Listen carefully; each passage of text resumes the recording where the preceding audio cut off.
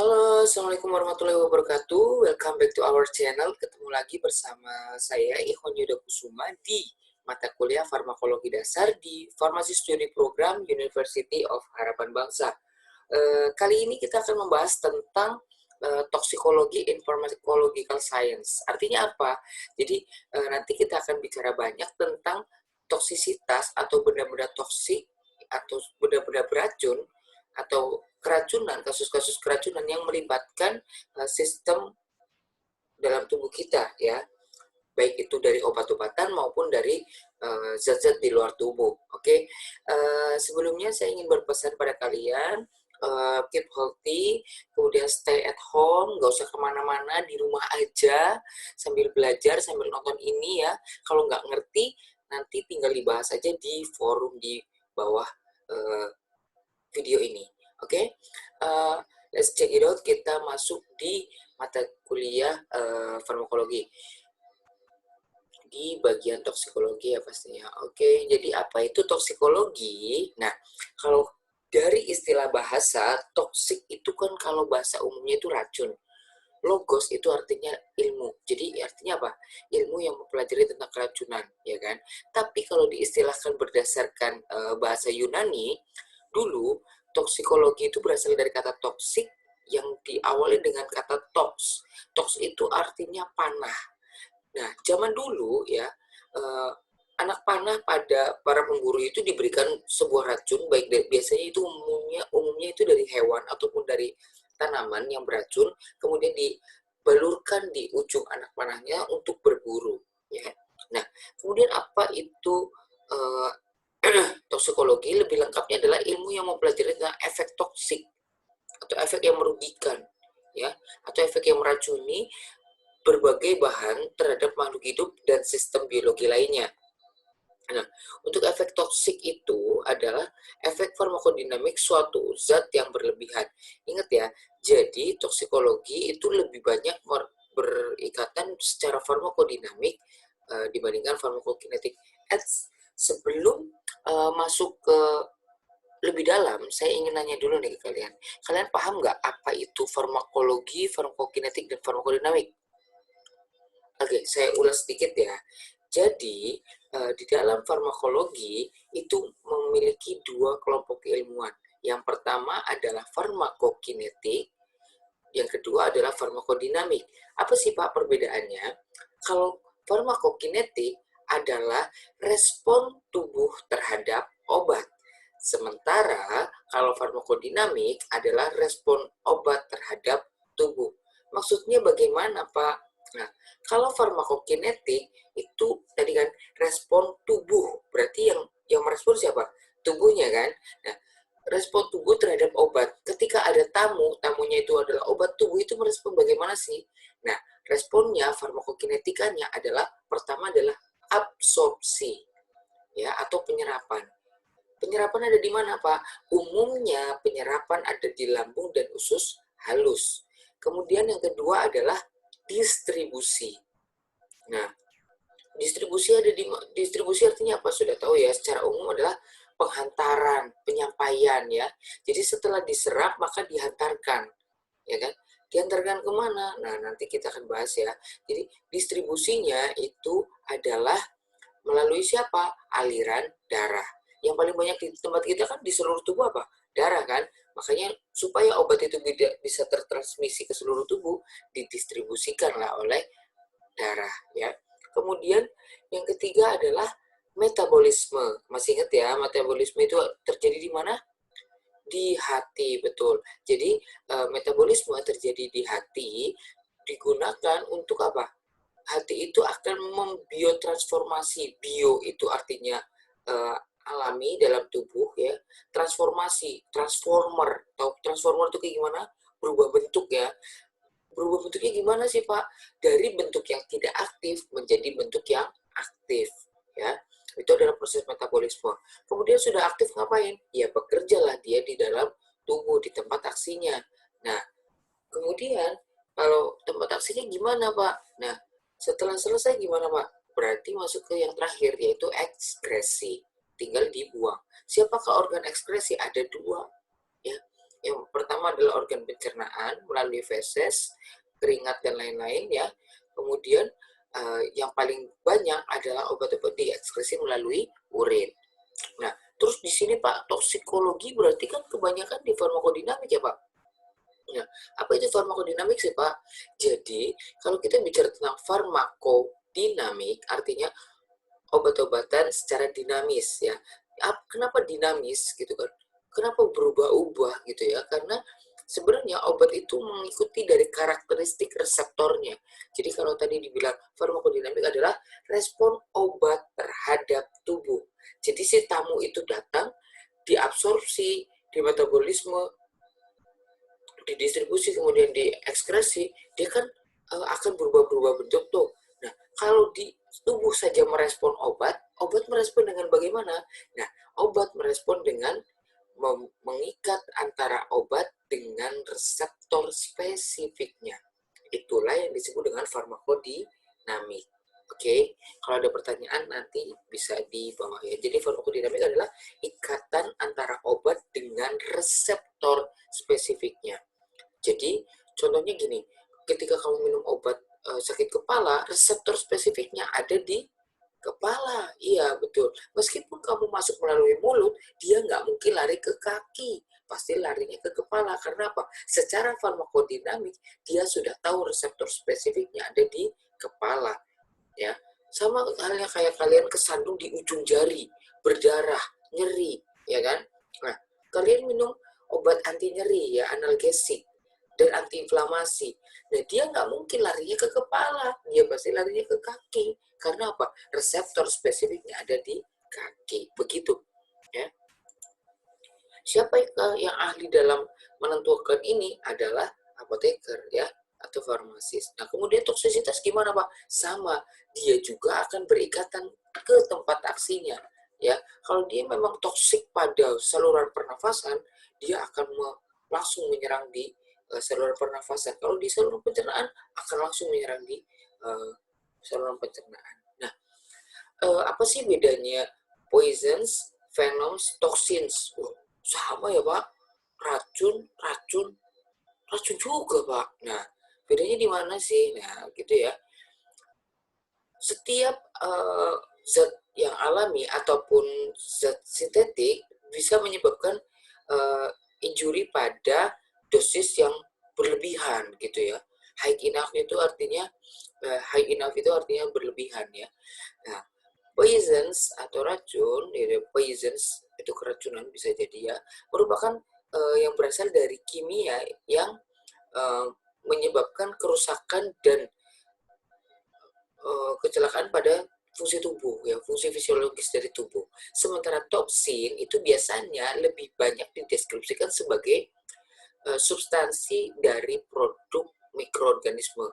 Jadi kalau poisons itu dari chemicals, sementara toxins itu lebih banyak di microorganisms. Nah, sementara venom atau racun itu biasanya dari satu spesies pada spesies yang lain. Nah, contohnya dari ular, ya kan? Racun ular, nah, venoms ya. Nah, venoms and toxin are mostly protein and polypeptida. Jadi biasanya venom dan toksin itu biasanya berbentuk protein dan polipeptida. Nah, banyak toksin dan poisons merupakan suatu alkaloid. Nah, alkaloidnya itu apa? Biasanya dari tanaman. Ya. Nah, secara umum, general toksikologi ada beberapa subjek yang akan didiskusikan secara farmakologis. Yang pertama adalah terkait dengan toksikokinetik dan toksikodinamik. Ya. Nah, kalau kinetik berarti tadi apa? ADME, absorpsi, distribusi, ya kan? Metabolisme dan ekskresi. Ya. Sementara dinamik itu apa? Ya tadi, ikatan obat dengan reseptor dilihat dari apa? Mechanism of action atau mekanisme aksinya, dan factors influencing the effect of toxic drugs, artinya faktor yang memicu efek dari toksisitas suatu obat. Nah, ini contoh yang akan dibahas ya, biological availability. Ini terkait dengan absorpsinya, ya kan?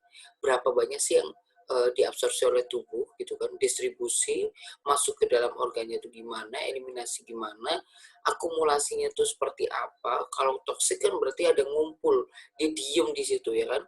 Nah, kemudian relationship between dose and effect, artinya hubungan antara dosis dan efek dan dosisnya. Nah, toksikokinetik itu merupakan analog dari farmakokinetik ya. Artinya dia ada sinkronize atau sinkronisasi. Karena apa? Karena ini membahas tentang xenobiotik. Xenobiotik itu zat yang tidak diperlukan oleh tubuh, tapi ketika masuk ke dalam tubuh dia bisa menyebabkan sesuatu yang merugikan bagi tubuh ya. Nah, absorpsi, distribusi, metabolisme dan ekskresi. Nah, berada di bawah produksi dari toksisitas dan menyebabkan terjadinya peningkatan pemejanannya ya. Nah, sementara toksikodinamik itu berhubungan dengan pharmacodynamics ya.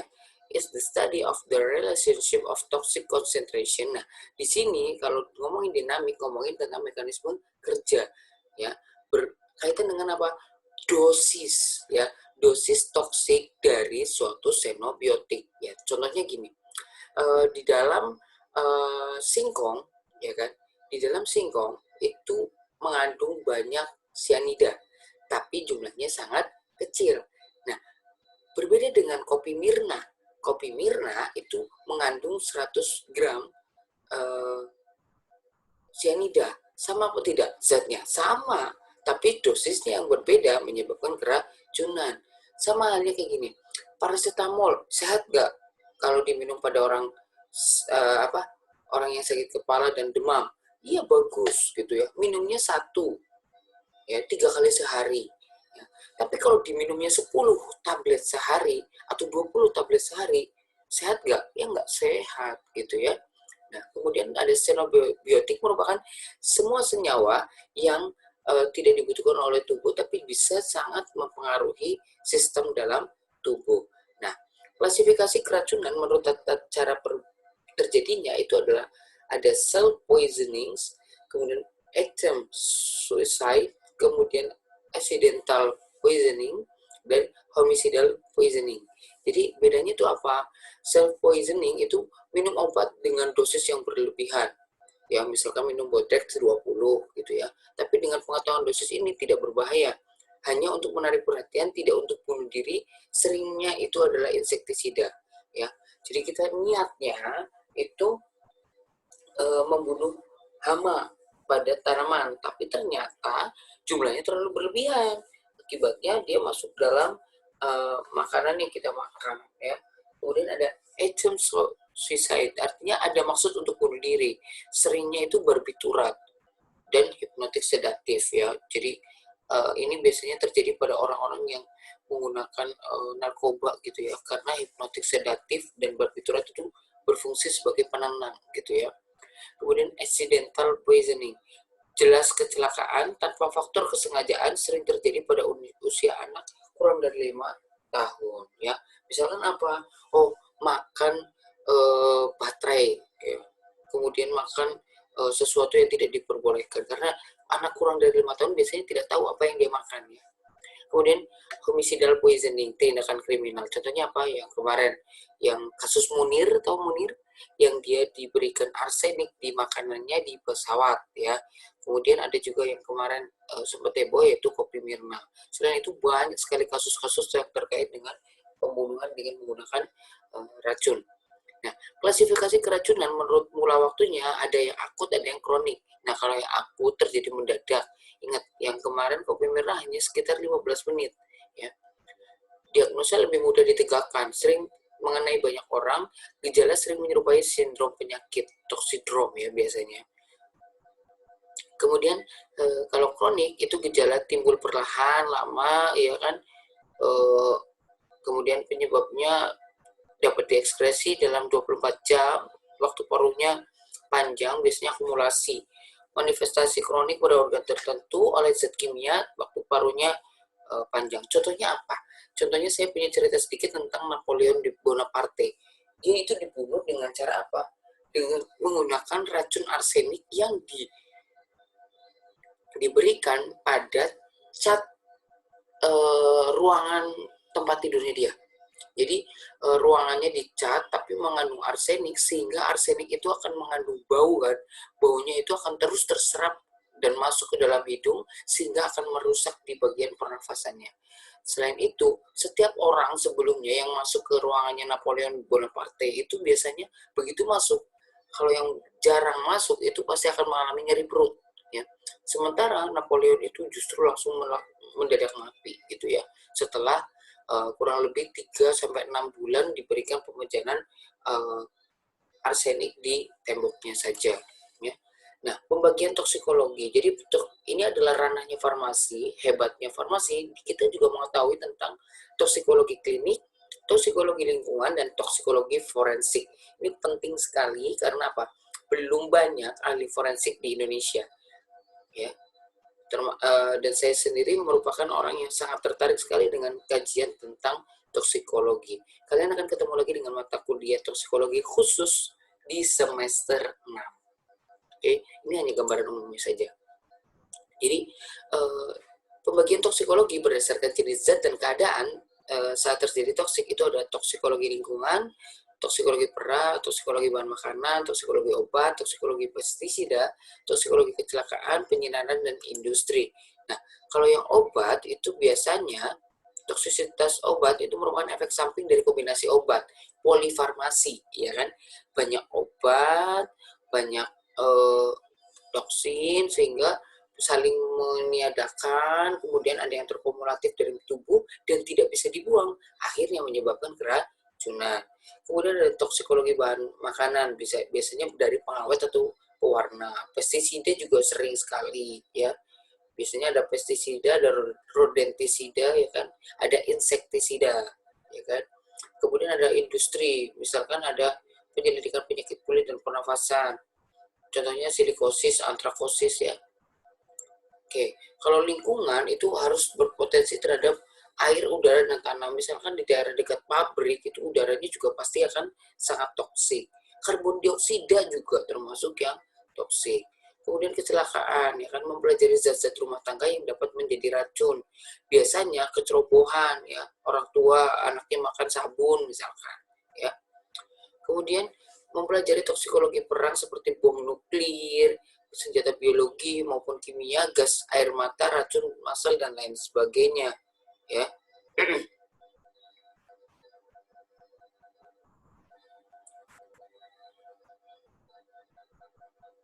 Kemudian mempelajari bahaya penyinaran seperti radiasi nuklir, radioaktif, dan lain-lain. Nah, apa itu toksikologi klinik? Bidang ilmu toksikologi yang mempelajari suatu penyakit yang disebabkan suatu agen toksik. Nah, toksikologi klinik adalah barbiturat misalkan, karena obat-obatan ya, barbiturat, benzodiazepin, antikolinergik, steroid ya. Kemudian kalau yang bahan kimia non obat, contohnya adalah logam berat, kemudian penyalahgunaan obat ya kan, alkohol, gas, hidrokarbon, radiasi, pestisida, herbisida, insektisida ya, merupakan bahan kimia non obat. Nanti akan dipelajari bagaimana mekanisme masing-masingnya di mata kuliah toksikologi. Ini hanya gambar umum saja ya. Kemudian ada 3 efek yang muncul pada toksikologi. Yang pertama adalah efek terapi, yaitu yang diinginkan ya. Misalkan paracetamol untuk meredakan nyeri gitu ya. Kemudian efek toksik dapat menimbulkan toksik jika diberikan melampaui dosis. Contohnya adalah gentamisin. Gentamisin itu sangat toksik di ginjal atau nefrotoksik. Ini kalau paracetamol untuk meredakan nyeri, iya betul. Tapi kalau dosisnya berlebihan, dia bisa menyebabkan hepatotoksik atau kerusakan pada hati. Kemudian ada juga efek samping, efek yang tidak diinginkan pada dosis terapi. Tidak terjadi pada tiap orang tentunya ya. Contohnya adalah amlodipin. Maaf ini nggak pakai P ya, amlodipin. Jantung berdebar dan nyeri perut. Ada efek samping lain yang disebabkan karena penggunaan obat-obat ini ya. Nah, zat-zat toksik itu ada apa saja sih? Nah, poisons itu ada 3 macam. Yang pertama adalah physical agents, yang kedua adalah chemical agent, yang ketiga adalah biological agent. Kalau yang physical agent itu biasanya adalah UV, ya, sinar matahari, ya.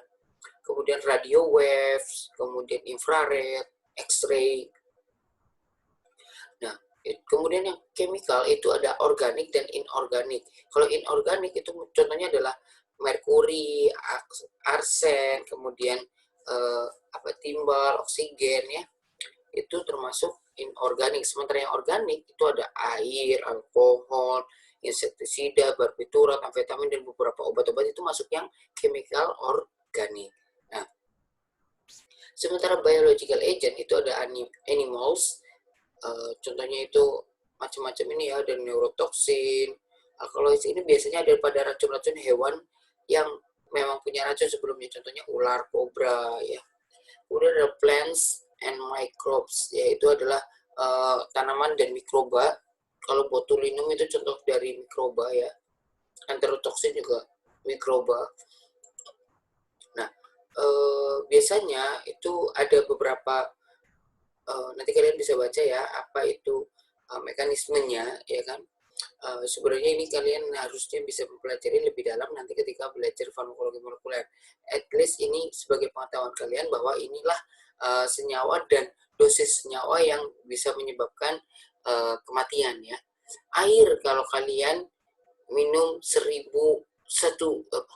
juta miligram per kilogram body weight gitu kan juga lumayan gitu ya, bisa menyebabkan kematian biasanya pada orang apa yang tenggelam ya. Kemudian morfin, nikotin ya, nikotin ada di mana? Rokok ya, silakan bagi yang masih mau merokok silakan bunuh saja diri sendiri ya. Kemudian ada poisons from plants, contohnya adalah atropin, kemudian capsaicin itu ada di mana? Di cabai ya, capsaicin ada di cabai ya, dari peppers. Mekanismenya gimana? Nah, depletes P substance ya. Jadi dia merupakan fosfat ya. Jadi nanti akan meregulasi di fosfat ya. Kemudian ada cocaine ya. Kemudian ada dari hewan, contohnya ada ikan, tetrodotoxin ya. Kemudian ada ini katak ya, bacatrotoksin ya kan. Ada juga dari beberapa mikroba yang lain ya. Oke, saya berikan contoh. Contohnya di sini adalah alkohol ya. Alkohol atau metanol umumnya ya. Metanol itu biasanya dosis letalnya itu adalah 30 sampai 50 ml. Nah, menurunkan konsentrasi dalam darah. Jadi metanol itu karena adanya oksidasi dan alkohol dehidrogenase, maka akan menjadi asam format ya. Nah, asam format itu impact-nya apa? Asam format sulit diekskresi, jadi grundel di situ. Ketika sulit diekskresi atau susah dibuang, maka tubuh itu akan menjadi lebih asam. Ya, akibatnya apa? Menyebabkan terjadinya asidosis parah. Ya, kemudian dari oksidasi ini dihambat secara kompetitif oleh etanol di dalam darah. Nah, akibatnya apa? Menghambat oksidasi dari metanol. Selain itu, dia itu juga menghilangkan dari asidosis. Ya, paham? Kalau tidak, nanti kita bahas di forum. Nah, kemudian ada etanol. Ya, etanol itu digunakan pernafasan buatan, pengontrolan cadangan alkali, kemudian dianjurkan pada pemberian infus nebulosa. Biasanya sebagai sedatif, dan clometiazol tidak boleh diberikan. Ini jumlahnya, ya kan? Jumlah yang diperbolehkan, ya, dan jumlah yang tidak diperbolehkan. Kemudian pada ibu hamil, etanol atau alkohol ini menghambat pertumbuhan janin. Efeknya adalah teratogen. Teratogen itu tubuh si bayinya tidak komplit ya. Kemudian ada lagi gangguan perkembangan intelijensia. Anaknya jadi agak down gitu, Down syndrome ya. Kemudian etanol itu akan mengalami oksidasi menjadi asetaldehid ya. Asetaldehid itu apa namanya? Akan diubah menjadi asam asetat ya. Biasanya di situ jika mau diberikan antidotum biasanya disebut dengan disulfiram. Jadi kontraindikasinya pasien diabetes serta insufisiensi jantung dan sistem sirkulasi, pemberian harus pengetahuan pasien. Nah, ini adalah gejalanya ketika orang itu keracunan, banyak bicara, peningkatan refleks, dan lain sebagainya. Nanti kalian bisa baca sendiri, oke? Nah, kemudian barbiturat. Barbiturat itu adalah obat golongan GABAergic ya, yang bekerja di gamma aminobutyric acid, di mana itu digunakan sebagai antidepresan. Artinya tidak untuk mengatasi depresi pada orang-orang. Efeknya apa? Biasanya efeknya adalah sedasi. Sedasi itu ngantuk, ya, ngantuk dan anestesi total. Jadi lemes, pules, tidur, istirahat tuh. Nah, cuma kalau indikasi yang lain adalah untuk orang yang kejang, eklamsi, epilepsi, kan otomatis kan bergerak terus ya, makanya diberikan barbiturat supaya apa? Lebih tenang ya. Intoksisitasnya tidak sadar, napasnya lambat, hambatan pernapasan sentral ya kan. Efek depresi pada peredaran darah turun, fungsi ginjalnya rusak ya, biasanya kalau barbiturat. Penanganannya menggunakan norit atau antidotumnya menggunakan norit. Setelah itu apa? Bilas lambung atau kumbah lambung. Ya, dibersihkan dulu, dipuasakan, kemudian diintubasi dan diberikan oksigen, karena biasanya kalau orang keracunan barbiturat dia akan sesak ya.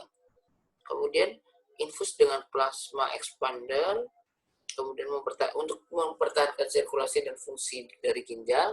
Kemudian biar dibuang itu menggunakan diuretik.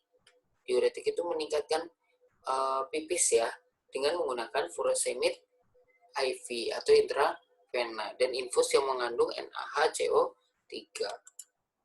Nah, barbiturat itu ada yang short acting, ada yang long acting ya. Jadi ada dosisnya masing-masing ya. Contohnya apa? Kopi tubruk ya, itu banyak mengandung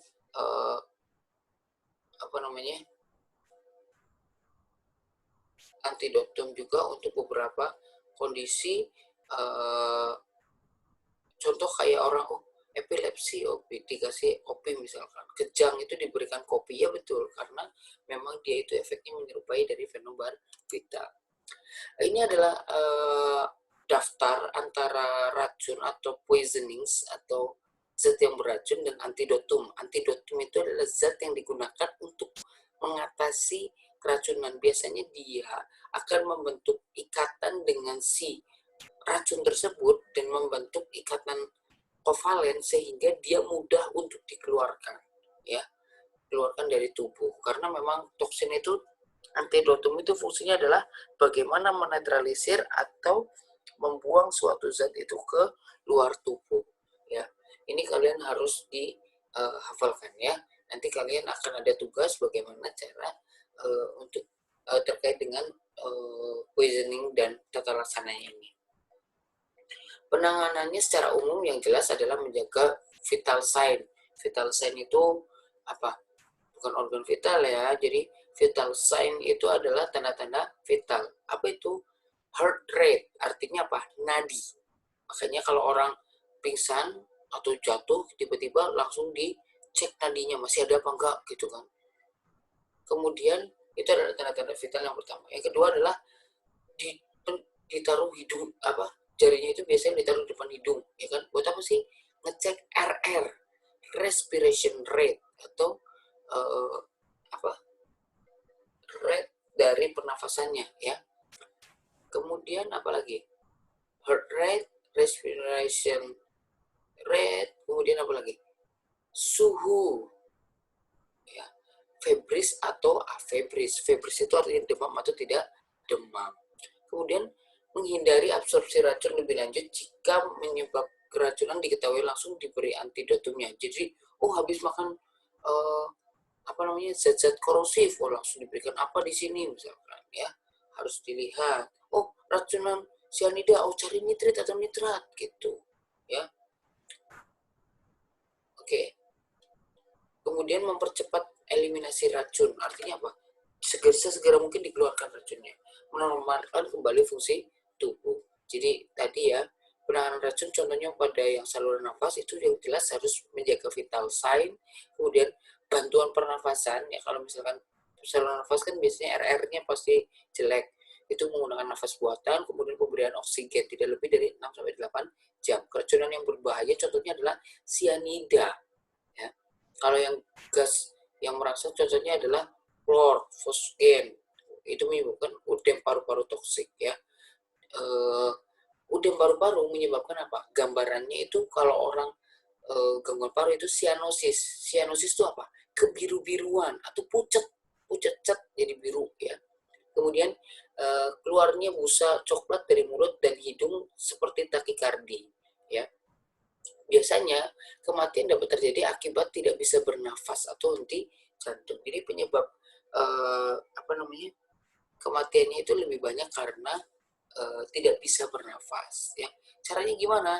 Letakkan tubuh pada bagian yang lebih tinggi ya kan, pemberian oksigen, penyedot sekret, kemudian pemberian furosemid ya, diuretik kuat ya untuk mengeluarkan si toksin tersebut dari tubuh.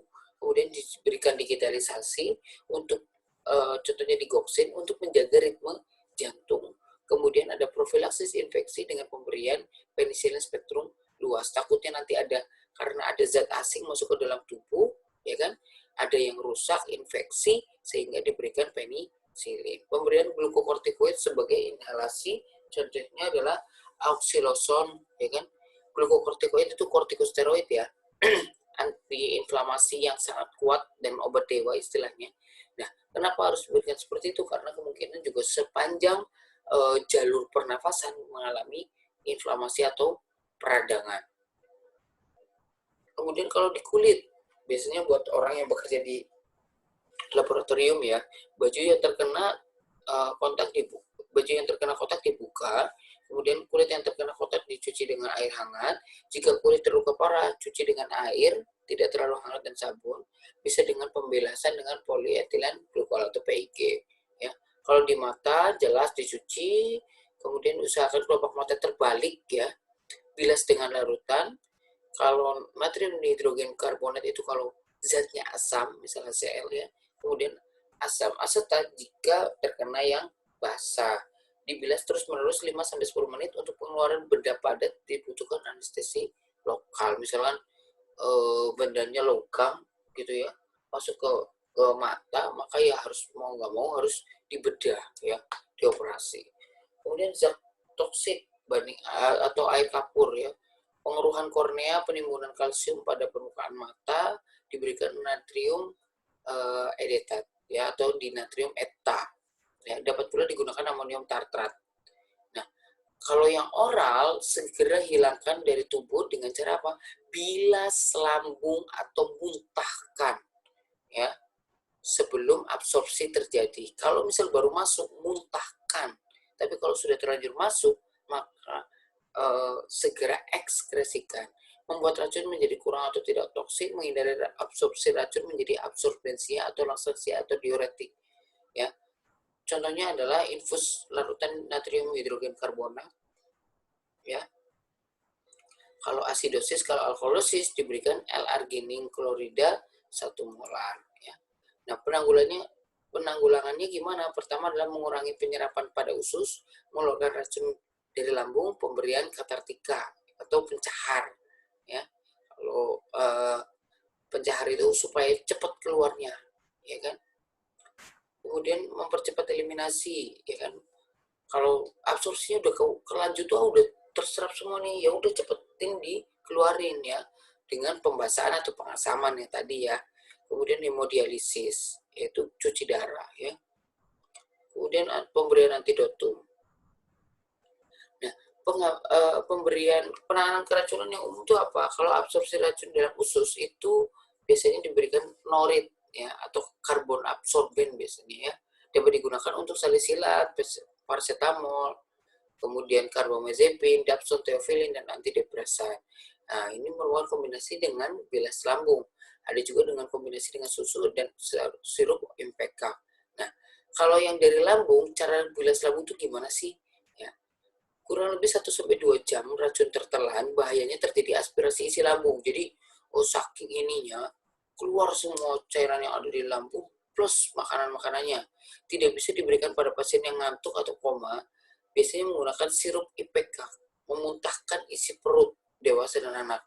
Aktivitasnya kurang, indikasinya racun yang tertelan tidak bersifat korosif dan kondisi pasien sadar sepenuhnya. Jadi kalau sifatnya korosif atau berkarat atau benda berkarat itu bisa menyebabkan korosif likuefaktif, artinya merusak jaringan di lambung sampai bolong, kemudian dia itu basah sifatnya, jadi nggak bisa dibilas lambung.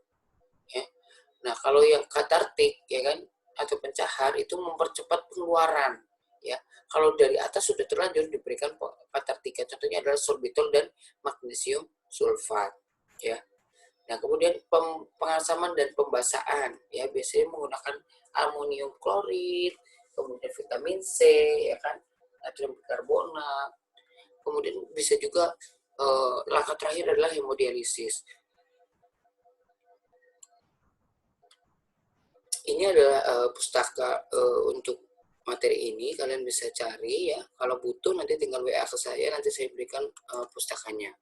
Satu quotes buat dari ini yaitu hidup adalah keberanian menghadapi tanda tanya. Jadi kalian tidak boleh istilahnya menyerah hanya karena kalian bingung. Jadi kalian justru harus mencari tahu kalau kalian tidak tahu. Oke, untuk tugas silakan buat mind maps. Ini 5 kasus berikut ya.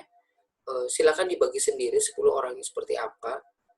Ada toksisitas zat korosif, toksisitas karbon dioksida, monoksida, kemudian toksisitas sulfida, dan toksisitas cyanida. Isinya apa? Latar belakang, simptom toksik, diagnosis, efek toksik, dan lain-lain, penanganan, dan efek toksik dan mekanisme farmakologinya ya. Misal, cyanida.